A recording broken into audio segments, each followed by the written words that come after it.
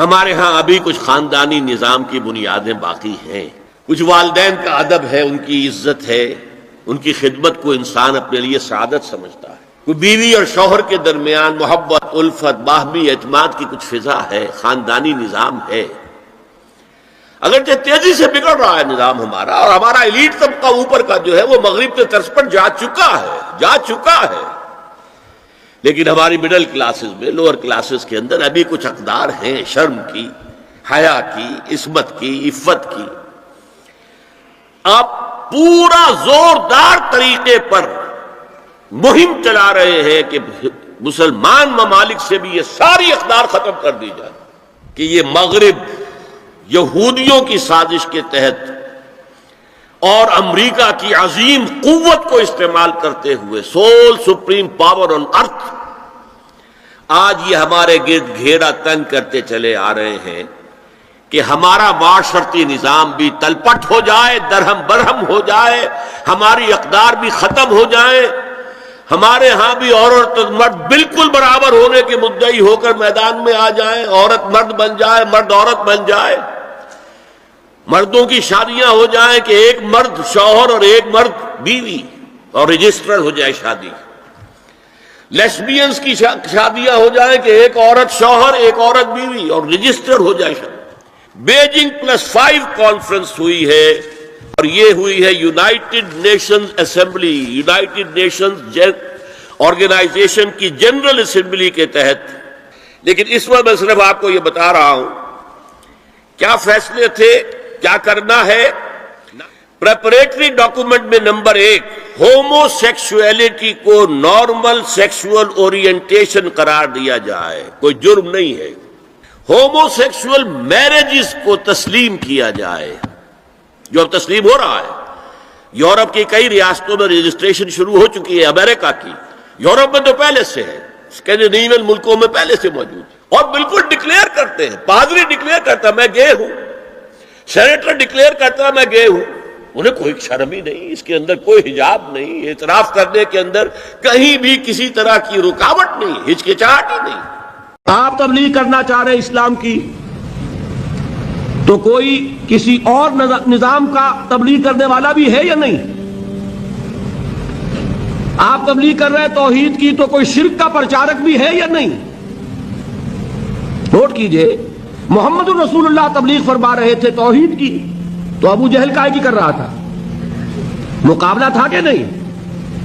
آپ کو کھلی فضا نہیں ملے گی کہ لوگ کہہ دیں لو جی اپنا قالین بچھا لو، تو اپنا قالین بچھانے کے لیے آپ کو جگہ لینی پڑے گی۔ دوسرے بھی چاہتے ہیں کہ وہ اپنی دری بچھائے، کوئی چاہتا ہے وہ اپنی وہ صف بچھائے۔ اگر آپ کو بچھانی ہے تو آپ کو زور لگانا پڑے گا۔ یہ دوسری سطح کا جہاد ہے، تبلیغ میں شہود، تبلیغ میں جان کھپانا، تبلیغ میں مال کھپانا، تبلیغ میں وقت کھپانا۔ جو جتنا میٹھا ڈالے گا اتنا ہی مٹھاس پیدا ہوگی۔ حق اس وقت تک جو ہے نہیں پھیلے گا جب تک کہ اس کے پھیلانے والے نہ ہوں۔ پھیلانے والے گھروں میں بیٹھے ہوں تو حق خود نہیں پھیلے گا۔ بات سمجھ میں آ رہی ہے؟ یہ ہے جہاد کی دوسری منزل، جہاد فی سبیل اللہ، اللہ کی راہ میں جہاد، اللہ کی دعوت، اللہ کی توحید کا پرچار، نبوت کے پیغام کی اشاعت، اللہ کی باتوں کو دلیل سے پیش کرنا، اللہ کی بات کو وعظ کی شکل میں پیش کرنا، اللہ کی بات کو تقریر میں پیش کرنا، اللہ کی بات کو مقالوں میں پیش کرنا، کتابوں میں پیش کرنا، رسالوں میں پیش کرنا، اللہ توفیق دے ٹیلی ویژن سے پیش کرنا۔ جو بھی ذرائع ابلاغ ہیں، اگر ان سب پر آپ نہیں پیش کریں گے تو ان ذرائع ابلاغ پر شیطان کا قبضہ ہوگا اور آپ کی بات دب جائے گی، وہ بات پھیل جائے گی۔ اس کے لیے جان اور مال کھپے گی، یہ ہے جہاد کی دوسری منزل۔ اس کے لیے بڑی پیاری آیت ہے قرآن مجید میں سورہ فرقان میں، فَلَا تُطِعِ الْكَافِرِينَ وَجَاهِدْهُمْ بِهِ جِهَادًا كَبِيرًا۔ سورہ فرقان میں جہاد کا لفظ آیا، سورہ فرقان تو مکی ہے، ابھی قتال والا جہاد تو نہیں آیا نا۔ وہ کون سا جہاد ہے؟ اور بہی سے مراد قرآن۔ اے محمد آپ اس قرآن کے ذریعے سے جہاد کیجئے ان کے ساتھ، اور بہت بڑا جہاد کیجئے۔ یہ قرآن جو ہے شرک کی جڑ کاٹے گا، یہ قرآن الحاد کی جڑ کاٹے گا، یہ قرآن مادہ پرستی کی جڑیں کاٹے گا، یہ قرآن جو ہے یہ ہے در حقیقت آپ کی تلوار، تلوار کس سطح کی؟ نظریات کے خلاف تلوار، غلط فلسفوں کے خلاف تلوار، غلط نظریات و افکار کے خلاف تلوار جو ہے وہ یہ قرآن ہے۔ اتر کر ہیرا سے سوئے قوم آیا اور ایک نسخہ کیمیا ساتھ ہی۔ ایک دفعہ ایک قادیانی نوجوان سے میری بات ہوئی، میں نے اس سے سوال کیا جو اسی بات پر کہ وہی تو رحمت ہے، نبوت رحمت ہے، محمد پر رحمت کامل ہو گئی، لیکن رحمت بند کیسے ہو سکتی ہے؟ میں نے کہا کیا تم یہ مانتے ہو کہ قرآن میں ہدایت کامل ہو گئی؟ جی بالکل بالکل بالکل مانتے ہیں۔ نمبر 2 مجھے یہ بتاؤ تمہارے خیال میں قرآن محفوظ ہے یا اس میں تحریف ہو گئی؟ نہیں محفوظ ہے۔ تو پھر مزید ہدایت کی گنجائش بتاؤ مجھے کہاں سے نکلے گی؟ یا تو کامل نہ ہوئی ہوتی تو ابھی کامل ہونی ہے، نبی چاہیے، سلسلہ جاری رہنا چاہیے۔ گلاس ابھی پورا بھرا نہیں ہے تو پانی ڈالنا چاہیے، بھر گیا تو کہاں لے جائیں گے؟ یا کہ بھر تو گیا تھا پھر گر گیا کچھ، اچھا لے آؤ بھائی دوبارہ۔ 2 باتیں منوا لو، اگر قرآن میں ہدایت کامل ہو گئی اور اگر وہ محفوظ ہے تو کوئی منطقی کوئی عقلی دلیل نہیں ہے کہ جس کی روح سے نبوت اور وحی کے جاری رہنے کا تصور پیدا ہو سکتا ہو۔ فَبُہِتَ الَّذِي كَفَرَ، نوجوان جھگڑالو نہیں تھا، اس نے بات سمجھی، اب پتہ نہیں اس کے بعد کیا ہوا اس کا، لیکن یہ کہ یہ ہے دلیل، تکمیل دین، تکمیل ہدایت، جو اصل ہے حضور کا مرتبہ اور مقام۔ اس کو اگر نمایاں ہم نہیں کرتے تو پھر یہ دوسرے پاس 1000 ایٹم بم ہو، ہم انہیں نسیہ منسیہ کر دیں، لیکن ان کا ایک ایٹم بم بھی ہوگا تو ہمارے بھی تو کوئی نقصان ہو جائے گا نا، وہ بھی نہیں ہم نے ہونے دینا۔ یہی وجہ ہے کہ عراق کی جنگ میں انہوں نے دو بدو جنگ کی نوبت ہی نہیں آنے دی۔ وہ ہوائی جہاز اور وہ ان کے جو ذرائع تھے، پیٹریوٹک میزائل نکال کے لے آئے کہ اس اسکڈ میزائل جو ہے وہ تو اس کا زیرو ہو گیا۔ بہت بڑا غرہ تھا اسکڈ میزائل کا، اسکڈ میزائل کے اوپر غرہ تھا صدام حسین کو کہ میں تباہی مچا دوں گا، اور ابھی تک اس سے پہلے پیٹریوٹک میزائل انہوں نے رونمائی نہیں کی تھی اس کی، عین وقت کے اوپر لائے، زیرو، اسکڈ میزائل زیرو۔ اس حوالے سے ان کے جو ہتھیار ہیں کس کس طرح کے ہیں، کس کس طریقے سے، وہ تو انشور کرنا چاہتے ہیں ہمارا کوئی آدمی نہ مرے، باقی ساری دنیا ہمارے تلے آ جائے، لیکن یہ نہیں کہ ہم اپنے کسی جان کا نقصان برداشت کرنے کو تیار۔ اس کے لیے یہ ساری بھاگ دوڑ ہوئی۔ تو جان لیجئے الملحمۃ العظمی، یہ تاریخ کی عظیم ترین جنگ جس کی خبر دی ہے محمد الرسول اللہ صلی اللہ علیہ وسلم نے۔ پھر مہدی، عرب میں ایک فطور رونما ہوگا، اور یہ میرا گمان ہے، میں جہاں اپنا گمان ہے وہ علیحدہ عرض کر رہا ہوں، میرا گمان ہے کہ شاہ فہد کے انتقال کے فوراً بعد اس کا سلسلہ شروع ہو جائے گا۔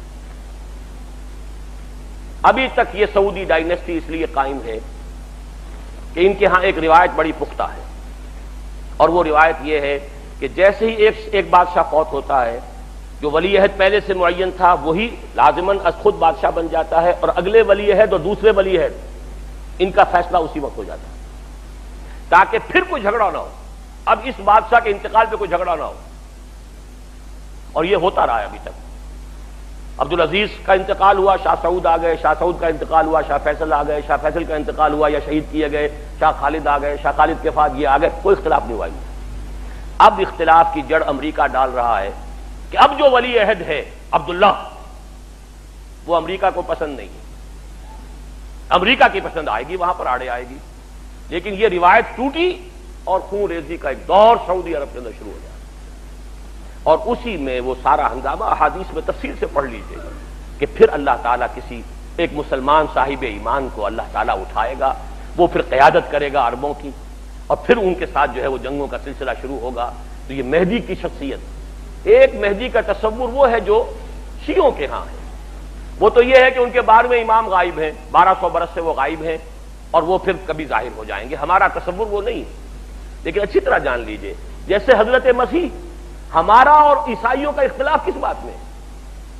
عیسائی کہتے ہیں کہ حضرت مسیح زمین آسمان پر زندہ گئے ہیں، ہم بھی مانتے ہیں کہ نہیں؟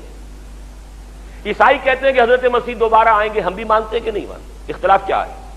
اختلاف صرف یہ ہے، ان کا عقیدہ یہ ہے کہ حضرت مسیح صلیب دیے گئے، صلیب پر فوت ہو گئے، پھر باعث بادل موت ہو چکا، اس کے بعد دوبارہ اٹھے ہیں اور گئے ہیں، اور اب ان پر کبھی موت طاری نہیں ہوگی۔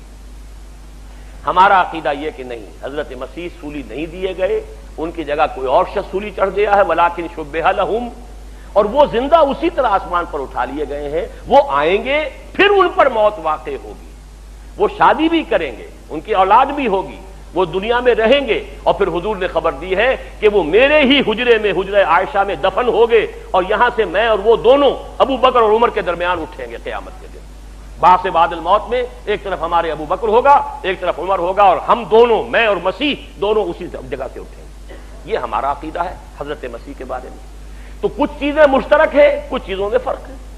مشترک کو بھی جان لیجئے کہ وہ بھی مانتے ہیں کہ حضرت مسیح آسمان پر اٹھا لیے گئے، ہم بھی مانتے ہیں اٹھا لیے گئے۔ وہ بھی مانتے ہیں کہ حضرت مسیح دوبارہ دنیا میں آئیں گے، سیکنڈ کمنگ آف جیسس۔ اور جو کٹر مذہبی عیسائی ہیں وہ شدت سے انتظار کر رہے ہیں، Jesus is coming, Jesus is coming. آپ کو یہ سٹیکرز ملیں گے کاروں کے اوپر، بمپرز کے اوپر، کاروں کی شیلڈز کے اوپر، جیسس از کمنگ۔ آنے کا وقت آ گیا ہے، وہ آیا چاہتا ہے، آنے والا ہے۔ تو حضرت مسیح علیہ السلام کے نزول کے بارے میں ہم اور عیسائی متفق، رفع سماوی کے بارے میں ہم اور عیسائی متفق۔ اختلاف صرف یہ ہے کہ ان کے نزدیک حضرت مسیح سولی پائے، فوت ہوئے، پھر زندہ ہوئے، اور اب ان پر پھر دوبارہ کوئی موت نہیں آئے گی۔ ہمارے نزدیک ان پر موت نہیں آئی، نہ وہ سولی چڑھائے گئے، وما قتلوہ وما صلبوہ ولکن شبہ لہم۔ انہیں زندہ آسمان پر اٹھایا گیا، وہ واپس آئیں گے، پھر ان پر موت بھی آئے گی، وہ شادی بھی کریں گے، اور پھر وہ دفن ہوں گے۔ وہ سارے مراحل ان پر ابھی آنے ہیں۔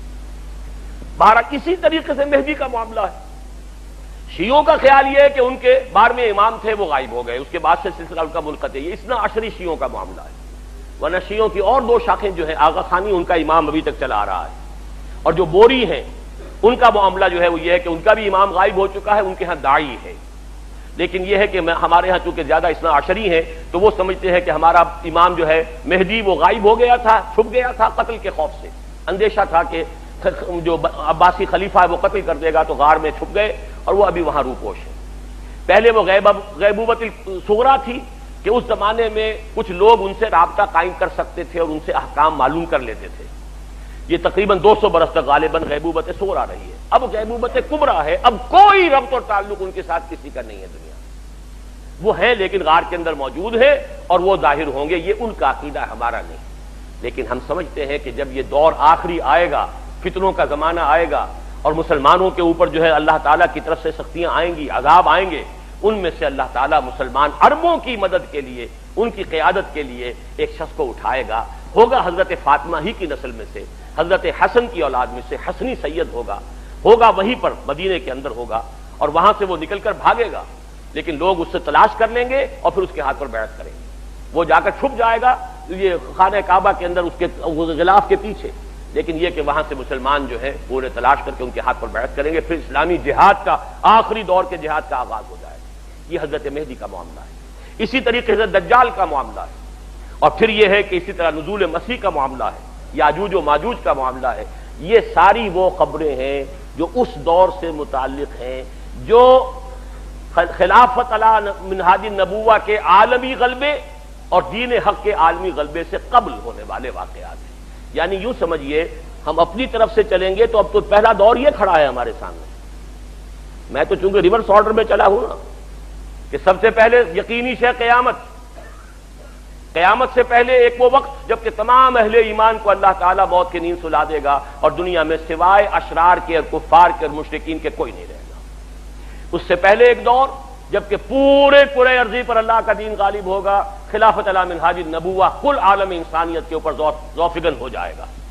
اس سے پہلے کا دور ہے جو آج ہمارے سامنے ہے، یہ دور فتن ہے، اور اس میں ضرورت ہے کہ سرما ہے میری آنکھ کا خاک مدینہ و نجف، آپ سرما بنائیے قرآن مجید کو اور احادیث نبویہ کو علی صاحب الصلاۃ والسلام، اور اس کے حوالے سے سمجھیے کہ آپ کدھر جا رہے ہیں، دنیا کدھر جا رہی ہے۔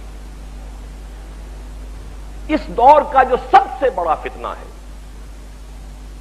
اس کو اب نوٹ کیجیے، کیونکہ میں آج مہدی کے بارے میں یا یاجوج ماجوج کے بارے میں یا حضرت مسیح کے نزول کے بارے میں کچھ عرض نہیں کروں گا۔